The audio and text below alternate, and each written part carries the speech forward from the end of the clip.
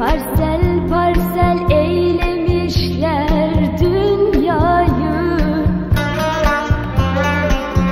Bir dikili taştan gayrı